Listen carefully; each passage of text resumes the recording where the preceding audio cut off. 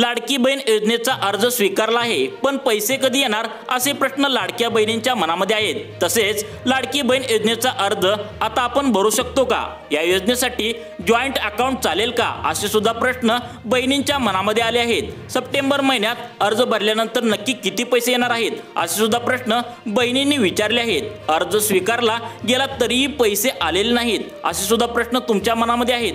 तुमच्या मनातील या सर्व प्रश्नांची उत्तरे आपण या व्हिडिओच्या माध्यमातून आज तुम्हाला सांगणार आहोत, त्यामुळे लाडक्या बहिणींनी हा व्हिडिओ शेवटपर्यंत नक्की बघा।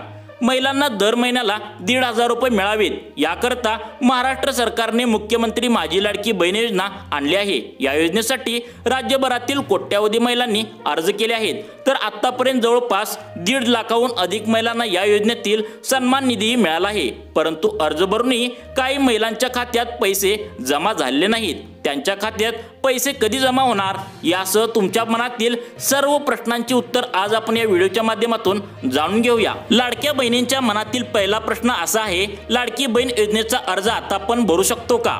राज्याच्या पावसाळी अधिवेशनात लाडकी बहीण योजनेची घोषणा करण्यात आली होती। त्यानुसार 15 ऑगस्ट पर्यंत महिलांना अर्ज भरायचे होते, परंतु विविध तांत्रिक अडचणी आणि कागदपत्रातील घोटाळ्यामुळे ही मुदत 31 ऑगस्ट पर्यंत वाढवण्यात आली। परंतु 31 ऑगस्ट पर्यंत अनेक महिलांनी अर्ज भरले नसल्याने ही मुदत आता 30 सप्टेंबर पर्यंत वाढवण्यात आली आहे। त्यामुळे तुम्ही पात्र असाल तर आताही अर्ज तुम्ही भरू शकता।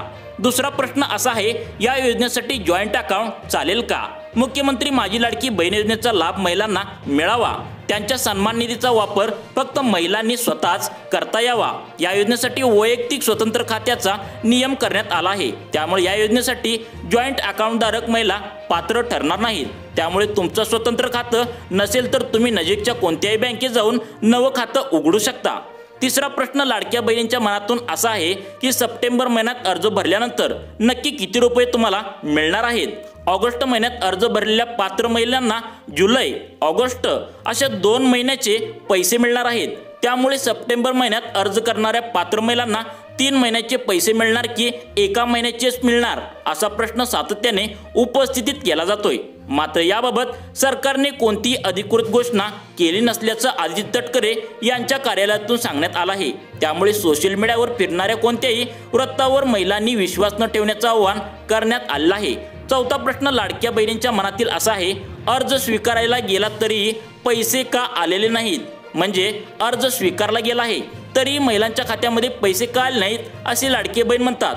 त्यावर उत्तरासह अनेक महिलांचे अर्ज स्वीकारले गेले आहेत, परंतु अद्यापही पैसे आले नाहीत। असं तुमच्याही बाबतीत झालं असेल तर तुमचं आधार कार्ड बँकेला लिंक नाही हे तुम्ही यासाठी एकदा चेक करायला पाहिजे।